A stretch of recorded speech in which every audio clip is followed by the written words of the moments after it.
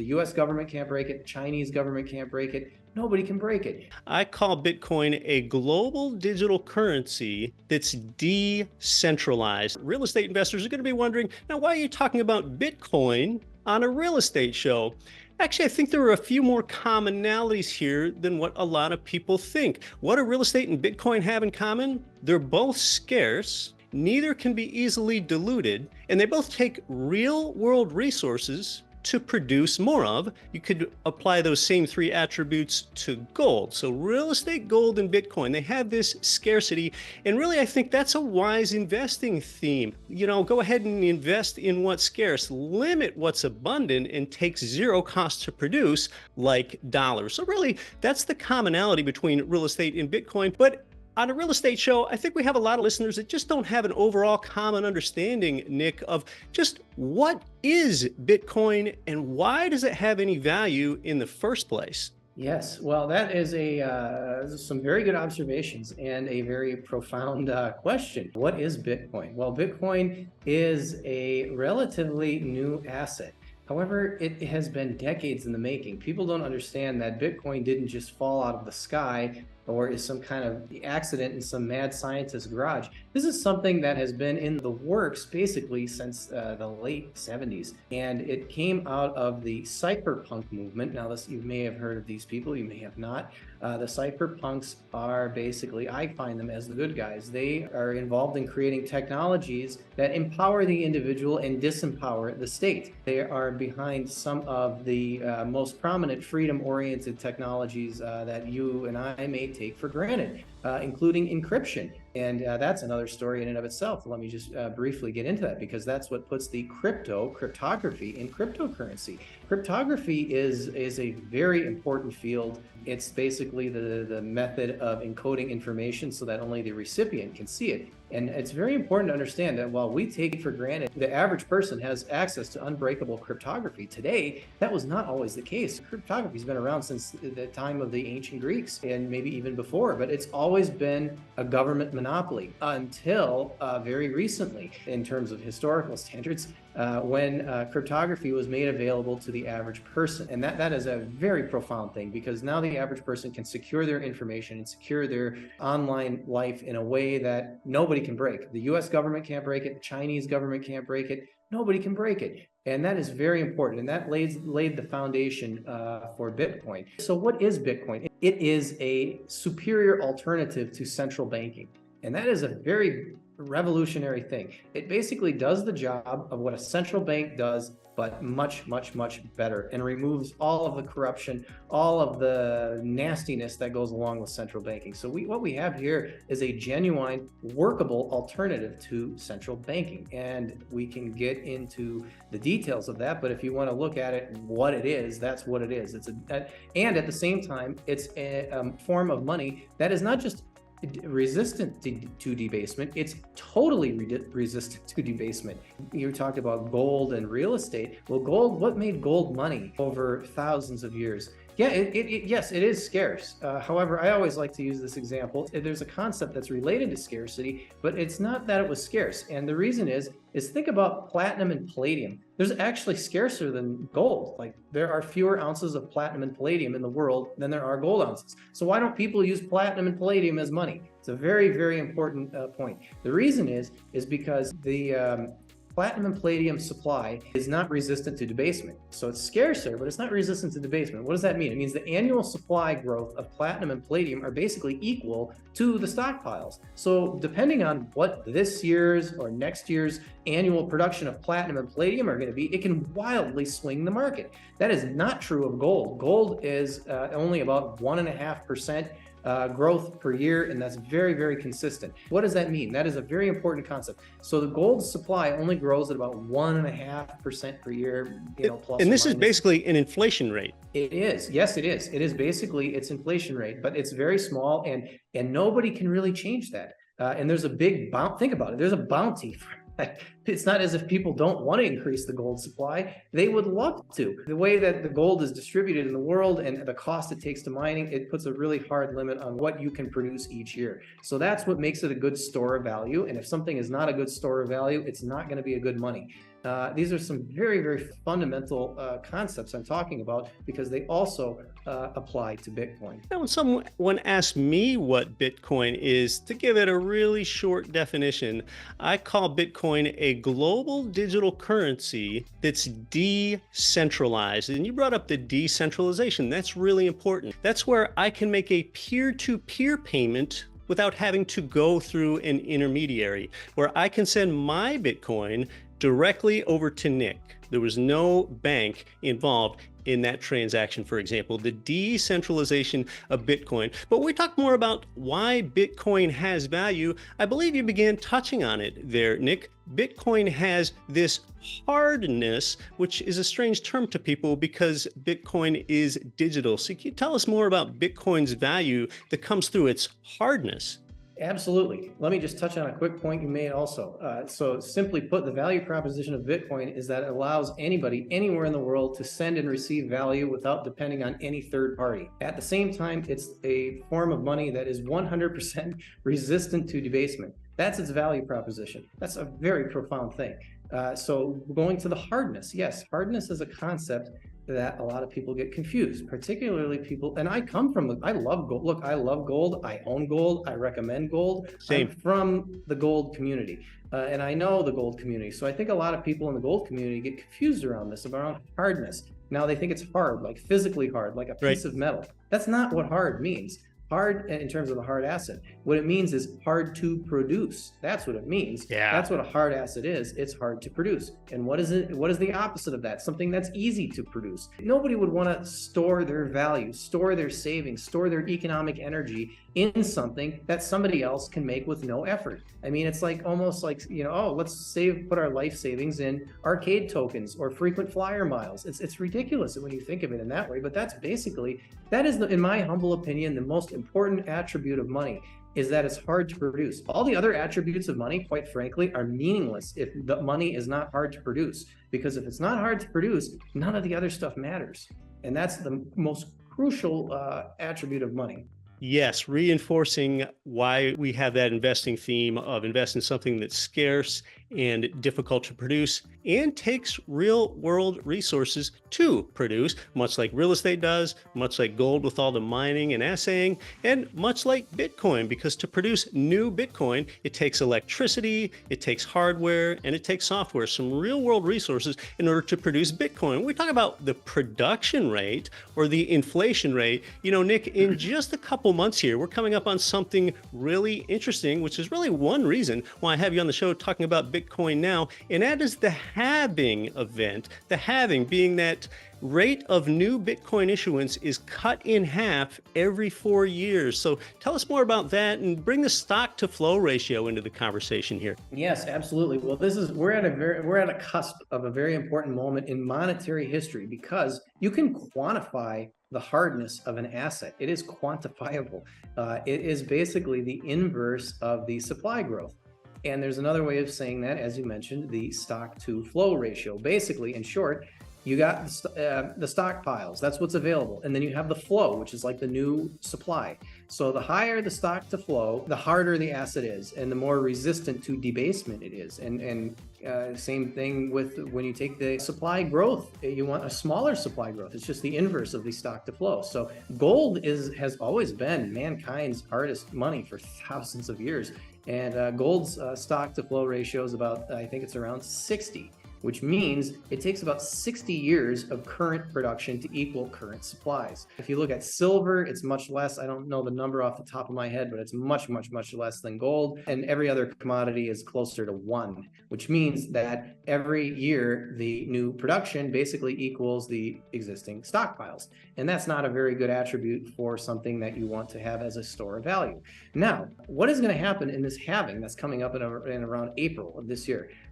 You can quantify the stock to flow. I just told you how to quantify it. So right now, Bitcoin and gold have about equal stock to flow ratios and about equal hardness. However, a key feature of the Bitcoin protocol is that every 4 years, the new Bitcoin supply issuance gets cut in half until around the year 2140 when just goes to zero. So Bitcoin is not only going to exceed gold's hardness in a few months, it's going to double it. Now that is a very interesting moment in monetary history because Mankind has not had a harder money than gold, I don't think, ever. So this is all going to be very important, and it's coming very soon in April. Late April, I think, is when it's going to happen. So a very important moment in monetary history. There is real profundity there, with the stock to flow ratio of Bitcoin exceeding that of gold with the upcoming halving. And if you, the listener, are still hung up on the stock to flow ratio, we're talking about the ratio of the existing stock, how much of this stuff already exists, whether it's real estate or gold or Bitcoin, divided by the rate of new issuance. So the higher the stock to flow ratio an asset has, the greater hardness it has. And currently 900 new Bitcoins per day are being produced. And the halving means just what it sounds like. In April, that will drop to 450 new Bitcoins being mined into existence each day. So really, you can think of Bitcoin as being disinflationary. It will continue to inflate until the year 2140, like Nick described. That's when new Bitcoin will cease to be mined. And until that point, the new amount, the flow, continues to get halved every 4 years. And there will only ever be 21 million Bitcoin that exist, and 19.6 million of those have already been mined. So you can get an idea of the hardness and how this helped the value of Bitcoin. Well, absolutely. And you talked about that. I think it's something like 93% of the Bitcoin supply has already been mined, and the remaining 7% are going to come online over the next 120 years or so. So, you might want to get some before other people figure this out. There is definitely not enough Bitcoin for every millionaire to have one Bitcoin. It's far less. I think there's something like maybe 50 million millionaires in the world, probably more, that they can't all have a Bitcoin. And so yes, it is a very tight supply. And you have a situation here too that is related, because Bitcoin is the only asset, the only commodity where higher prices cannot induce more supply. If gold went to 10,000, you can be sure there are going to be more gold miners getting into the business, more economic deposits being found and exploited, and more supply eventually coming onto the market. Great point. And that same is true for every commodity. Gold is just the most resistant to that process. However, Bitcoin, no matter how high the price goes, it cannot induce the production of more Bitcoin. That's a very unique scarcity attribute that I don't think people really appreciate very much, but it's certainly there. So this upcoming halving event is one reason why I'm having Nick on the show now to do our first ever Bitcoin episode in almost 500 episodes. And the other reason is the nascency of the SEC approving a new spot Bitcoin ETF. And all that basically means is it helps give everyday investors really easy access to Bitcoin without having to set up a crypto wallet. Well, yeah, it is certainly a milestone in acceptance. I think it signifies that Bitcoin is no longer fringe. It's here to stay. It took over 10 years for the SEC to approve one of these things. I think the Winklevoss twins applied over 10 years ago for the first Bitcoin ETF. So they reluctantly did it. I don't think they wanted to do it. I think they lost a couple of key court cases that kind of forced their hand. But they did approve it. I frankly don't recommend the ETFs because I don't view them as real. It's not really Bitcoin, because what you have is a Bitcoin IOU, several Bitcoin IOUs. So let's say you buy the BlackRock Bitcoin ETF. Well, you have an IOU from your broker for the BlackRock ETF share, and then your broker has an IOU from BlackRock, and then BlackRock has an IOU from Coinbase, which actually holds the Bitcoin. So I always tell people, look, it's a spectrum.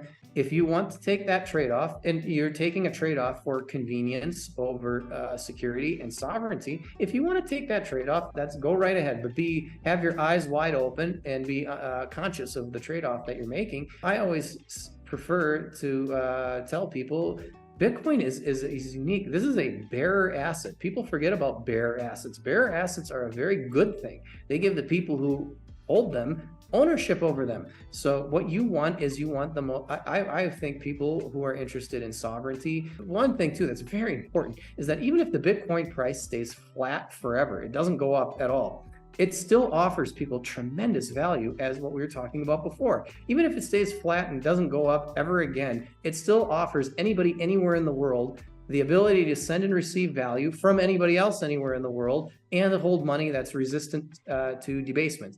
That's hugely valuable, even if the price doesn't go up. So, and you can only get those benefits if you hold Bitcoin properly in your own Bitcoin wallet, where you control the keys, and only you control the keys, because that's who has ownership to this Bitcoin, is by who controls those private keys. You can just kind of think of that like a password. They're the password to your Bitcoin. So that's what you want to do. If you can learn how to drive a car, you can learn how to self-custody Bitcoin. Well, I love what you did there, Nick, because what you helped us do is you helped us transition from talking about Bitcoin as an investment asset to using Bitcoin as a currency if you wish to use it to transfer value. And, really, Nick, I think a lot of people in the United States, one reason that they're not that interested in Bitcoin is because our currency, our United States dollar, it sure has problems. It sure recently went through a big wave of inflation, but our currency just is not as bad as some of these worthless pieces of paper have been in the Argentine currency, or in Turkey, or in Iran, or Haiti. So maybe Americans don't have enough of a reason to want to go ahead and get a currency that holds its value. So what are your thoughts with what people in other nations are doing, including El Salvador, where they made it legal tender, versus the United States, where we have this dollar that's being debased, but just not quite at the rate of most other world nations? Yeah, that's a good point. And I see this in my travels around the world. And quite frankly, I think it may seem like an advantage for the Americans, but I think it's a disadvantage, because they're going to catch on to this last, because they're going to have, oh, we've got the dollar is great, so why do I need to look at other alternatives? And they're going to be the last people. So I think what you could see over this, the next few years, and certainly over the longer term, is that you're going to countries like El Salvador, the countries that are experiencing the highest rates of inflation now, and are thus more motivated to look at a superior form of money like Bitcoin or gold, but a lot of them are going to Bitcoin. These are going to be the countries that might fare better over the long term, because they're going to be relatively early adopters in this superior monetary technology. I liken it to, nobody takes a horse and buggy from New York to California anymore. No, you don't need to, because you have airplanes, you have cars, superior technologies for transportation.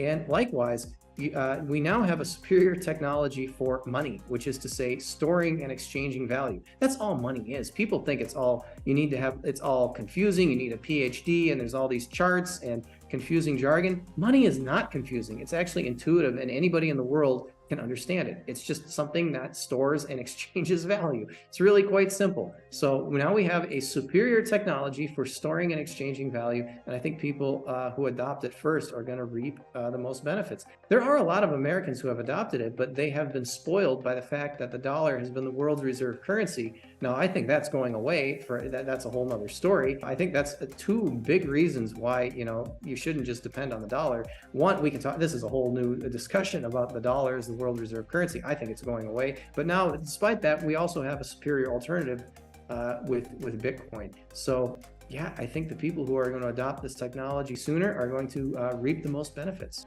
Well, Nick, in your opinion, is Bitcoin's takeover inevitable, and how does that look?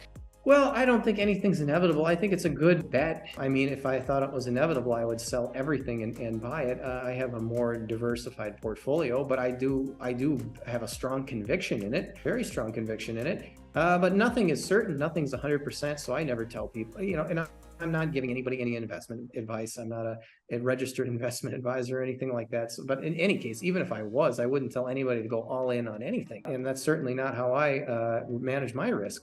However, I do have a very high conviction in it, and I think as it stands now, it has an excellent chance at gaining huge market share in the market for money. And people don't think of money as a market like a real estate market or a technology market or the market for any industry, but money is a market. It's probably the biggest market. The market cap of all the gold in the entire world is about $13.7 trillion. The market cap for all Bitcoin in the world, last I checked, is around $800 something billion, $850 billion. So we're less than 10% of gold's market cap. It has and that's not even including all the fiat currencies. All the fiat currencies have a much larger market cap than even gold. So Bitcoin is just a blip on the radar, on people's radar. So I think it has a lot of upside from here. Yeah, I think one important question an investor can ask themselves once they learn more about Bitcoin is, can I really afford to have absolutely none? You're listening to Get Rich Education. We're talking with Nick Giambruno of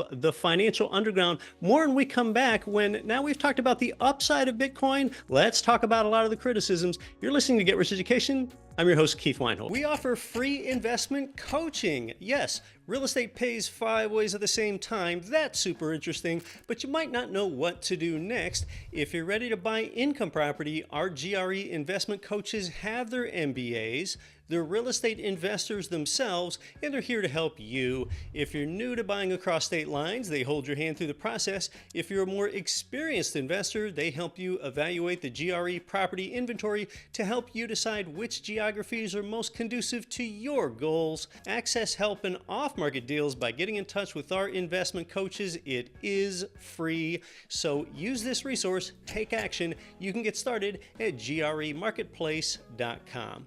You're listening to the show that's created more financial freedom for busy people just like you than nearly any show in the world. This is Get Rich Education. I'm your host, Keith Weinhold. We're talking with the Financial Underground's Nick Giambruno. We're talking about Bitcoin in a dedicated episode for the first time ever here in the history of the show. And when we had a chance to talk to Nick Giambruno, you can see why we wanted to do this. But Nick, a lot of people in the United States are concerned that the U.S. government might do something similar to what China did and just go ahead and shut down Bitcoin and shut down cryptocurrency, because Bitcoin, it basically competes with the US government's product, the dollar. So what are your thoughts when people say, oh, I don't know about that, the government can just shut Bitcoin down? Well, I'm glad you mentioned China, because China, the communist government of China, is a very powerful government. It's one of the most powerful, and maybe arguably the most powerful government in the world.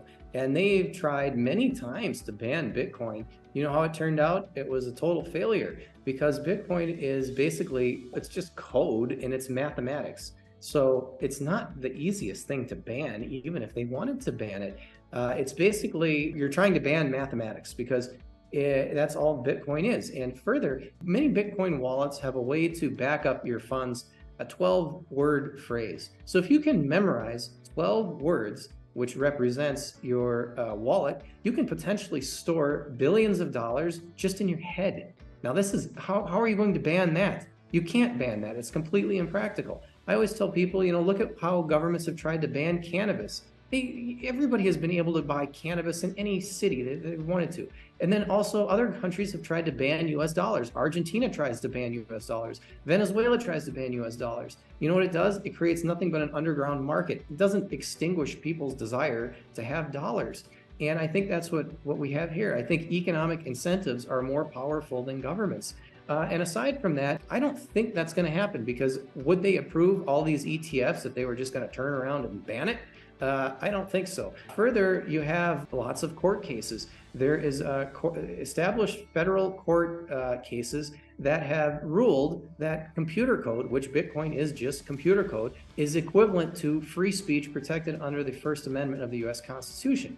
Now, yes, I understand the Constitution is not, people can change it and it's malleable, but still, that complicates any government's desire to ban it. They're going to have to overturn those federal court cases. That's not going to be easy. And even if they do, how are you going to ban something that somebody can just memorize with 12 words written on a piece of paper or in their head? And then, of course, you have the example of China, which has banned Bitcoin several times. You know what? Absolutely nothing happened but Bitcoin businesses moving out of China and Bitcoin adoption among regular Chinese people going up. So yes, they can hinder businesses and large entities that have big presences. They can hinder that, certainly. But Bitcoin is global. It'll just go where it's treated best. It's like water. It'll just move to wherever it's treated best. So if the US, I always say this too. So even if like the Northern Hemisphere disappeared, let's say there's an all-out nuclear war between Russia and the US that will basically wipe out the Northern Hemisphere. You know what? Bitcoin won't miss a beat in the Southern Hemisphere. It'll still keep going in the Southern Hemisphere because it is decentralized and on over tens of thousands of computers around the world. And if even one of those computers survives, Bitcoin lives on. I wouldn't want to be trying to ban this thing because it's not practical. Well, other critics say, all right, if the government can't ban it, well, the government can just then allow it, make it be legal, but they can regulate the heck out of it and they can tax it at really high rates. What are your thoughts there? Oh, sure. Well, the government can do whatever it wants, but I think it's, yes, it can do all of those things. But I think here's the main point is that we talked about economic incentives. Economic incentives are more powerful than politicians. I think that's a truism. So as more people become holders of Bitcoin, aware of Bitcoin, let me just put it this way. I don't think restricting Bitcoin or banning Bitcoin or adding regulations to Bitcoin or adding taxation to it, I don't think that's going to help anybody win an election. Is that going to help anybody win an election? I don't think so. That would be extremely politically unpopular. Yeah, that could happen. It would be bad news for the people who live in that jurisdiction. But you know what? It's not going to kill Bitcoin. It's going to just be a hindrance for the people who live under these Luddite politicians who would do such a thing. But I don't think they're going to do such a thing. They just approved the ETF. I think Bitcoin has reached escape velocity in terms of its political popularity. I don't think anybody is going to win an election by being tough on Bitcoin. Well, a number of Congress people hold Bitcoin, Cynthia Loomis being one of the more prominent ones. And then you and I talked about the SEC's spot Bitcoin ETF approval earlier. Well, that's a bit of a de facto stamp of approval on Bitcoin, really, in a sense. And I think another criticism, Nick, in my opinion, this is easy to dispel, but some people will say, well, there are tens of thousands of cryptocurrencies out there. This stuff's just junk. There's something like, pump coin that a prominent rapper promotes. I mean, all this stuff is just a bunch of junk when all these cryptocurrencies come out.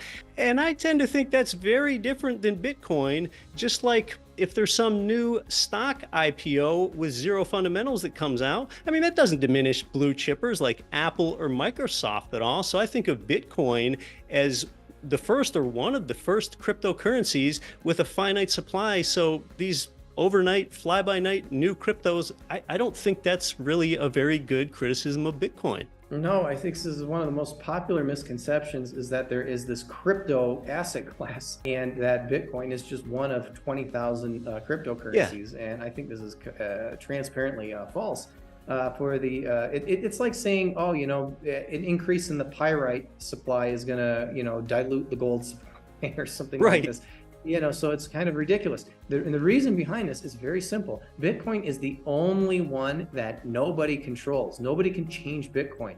It's the only one that is like that. From Ethereum, which is number 2 on down, they can be changed. A group of people can get together and change it. And in fact, Ethereum's monetary policy has been changed more often than the Federal Reserve's monetary policy. It's just instead of the FOMC getting together and deciding what we should do with the money supply, it's a group of Ethereum developers and insiders that get together and change it. And the same thing is true of every other cryptocurrency. So that's the very defining feature of Bitcoin is that nobody can change it. That's what makes it interesting. If somebody could change Bitcoin, it wouldn't be interesting. And we don't need to get into the weeds of that, but it's needless to say, Bitcoin is the only one where the supply has credibility. Let me put it this way. What is we all know the Bitcoin supply is 21 million and is nobody can do anything to change that. And what is the Bitcoin supply going to be in 5 years? I can tell you with precision what it will be in 5 years. I can tell you with precision what it'll be in 10 years. Can you tell me what the Ethereum supply is going to be in 5 years? Can you tell me what the Ethereum supply is going to be in 10 years? Nope. Can you tell me what any cryptocurrency aside from Bitcoin's supply is going to be in 5 years? No, you can't, because it depends on how the developers are going to change it. It's quite ridiculous to lump these two things together. They're entirely separate. Crypto is a cesspool, quite frankly. Bitcoin is the real innovation. An immutable protocol, as they call it. Nick, I think one criticism is to pull back. We all know that money is 3 things. It's a store of value, it's a medium of exchange, and it's a unit of account. And a lot of people say, I don't think Bitcoin can be a legitimate currency because all people do is store it. So it might meet the store of value criterion of those three, but I don't know about its legitimacy as a currency. Does that matter? I mean, people kind of use gold as a store of value, but not a currency. What are your thoughts? Yes, yes, it does matter, and it's a good question. The answer is Bitcoin is not an established money. Gold, take gold for example. Gold's been around for thousands of years. It is an established form of money. Bitcoin is an emerging form of money. It's a very big distinction. I personally think the way this will go, and people disagree, but I think just logically, if you look at it, yes, store of value comes first. Why? Because once people store their value in Bitcoin, the monetary network of people who will be willing to exchange that Bitcoin for something else grows. And you can't have one before the other in terms of like, nobody's going to exchange Bitcoin if they're not already storing Bitcoin. So the more people that store Bitcoin have it available to exchange it for other people, it's like a network effect of any kind of network effect. It's a monetary network effect. You got to view Bitcoin in a different lens than just paying for like a cup of coffee, because that's really not what it's made for. The Bitcoin network has a hard limit on the number of transactions that it can process every day in order to keep it decentralized, because if it processes everybody's coffee transaction, you'd need huge data centers to run the Bitcoin software. The fact of the matter is that the Bitcoin software needs to be decentralized. So right now, anybody who has an average laptop can run Bitcoin. That is very important for that, for its decentralization. And if you were putting everybody's retail transaction on the Bitcoin blockchain, it would be impossible. You'd need large data centers. Now, does that mean Bitcoin can't scale to become a medium of exchange? Absolutely not. You have to just think of Bitcoin. What does a Bitcoin transaction represent? It represents final international settlement and clearance. So it's more akin to an international wire transfer. You wouldn't pay for a cup of coffee from a Swiss bank account to Starbucks in New York. That's basically what you're talking about. So what you do is you build layers. There are different layers that are built on top of that bedrock, which is the Bitcoin network that is immutable, unchangeable. And then you build transaction networks on top of that. So what we have with Bitcoin, the most prominent one right now is called the Lightning Network, which is another network that's built on top of Bitcoin that is really more suitable for smaller day-to-day coffee transactions. You can actually send about 1/32 of a penny over Lightning. So you can do all sorts of micro transactions. Very interesting. So and that's akin to, like a credit card. A credit card is kind of like a layer 2 network that's built on top of central banks, which do international clearing and settling. And credit cards are built on top of that. And you can think of the same kind of solutions that are going to be built on Bitcoin. You're going to have different layers for different applications. And in terms of these medium of exchange and transaction network in Bitcoin, it's the Lightning Network, and it's very exciting to use. Yeah, the Lightning Network, it's been around for a while. It's been getting more adoption to help promote payments through Bitcoin. Nick, being a real estate investing show here, oftentimes our listeners are interested in buying a property that will produce income from a tenant that's in that property. Can Bitcoin produce income? Bitcoin itself cannot produce income because it's not, it's just simply money. It's simply an asset in the same sense that gold doesn't produce income. If you want to earn income from Bitcoin, invest in Bitcoin related companies and Bitcoin related businesses that pay dividends. There are some, and there is going to be many more. There are Bitcoin mining companies. These are companies I specialize in covering in my financial research.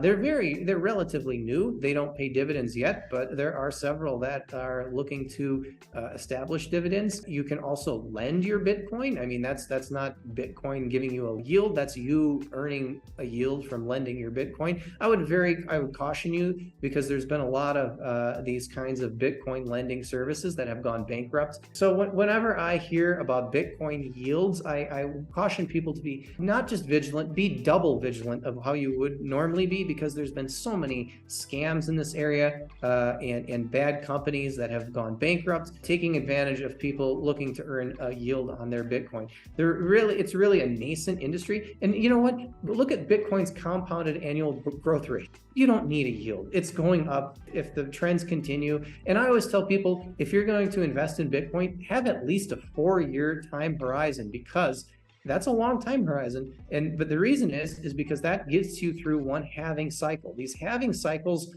go every 4 years. And it's almost impossible. There's maybe a couple of instances, couple of days where the Bitcoin price wasn't higher than it was 4 years ago. So I always tell people, have a 4-year time horizon when you're dealing with Bitcoin. And when you look at the returns that could be possible, and I think the past returns, past performance doesn't guarantee anything in the future. But I think that being said, we can expect this cycle to be similar to the other cycles. When you see that kind of potential, it should really make you not interested in these yield products. Well, you mentioned a couple of bankrupt crypto exchanges there, BlockFi and Celsius. I got caught up in some of that. Now I keep all of mine on a hard wallet because really what these exchanges do is they re-centralize something that's supposed to be decentralized like Bitcoin, and it gives Bitcoin a really bad name. You know, Nick, I had some people reach out to me when FTX imploded, and people said this proves that Bitcoin is a scam. And I had to gently explain to people, whoa, whoa, whoa, whoa, whoa, whoa, whoa, whoa. Just because Wells Fargo or Chase fails, we didn't say the dollar failed. It wasn't a failure in Bitcoin, it was a failure in these exchanges. Oh, yes, this has been going on for a long time. And before FTX, there's Mt. Gox, there's a lot of these things. So I think the underlying lesson here in all of these examples is that don't trust third parties. And with Bitcoin, you don't need to trust third parties, because if you can learn to custody your own Bitcoin, you are totally responsible, totally in control of your destiny. You don't have to worry about one of these Bitcoin companies going bankrupt because you hold it and only you hold it. And I think that's what makes it special. Well, Nick, this has been a great chat, and I think a really good Bitcoin 101 for a person that still doesn't understand very much about it. And you help people understand Bitcoin, and you do an awful lot of other things, including informing people about global trends and macroeconomics. So if someone wants to connect with you and learn more from you, what's the best way for them to do that? Sure. The best place is financialunderground.com. I have a really helpful Bitcoin guide that shows people how to use it in the most sovereign and the most private ways possible. And I keep that guide up to date with the current best practices, because these things change very frequently, like what is the best wallet, what is the best hardware wallet, and so forth. So I keep this guide alive with the best current practices. I think that would be a big help for people. Could definitely save them many, many hours of time by simply just identifying today's best practices. So I think that would be very helpful. You can find all that at financialunderground.com. Nick Giambruno, it's been super informative. Thanks so much for coming onto the show. Thank you, Keith. Great to be with you. You can watch this one next.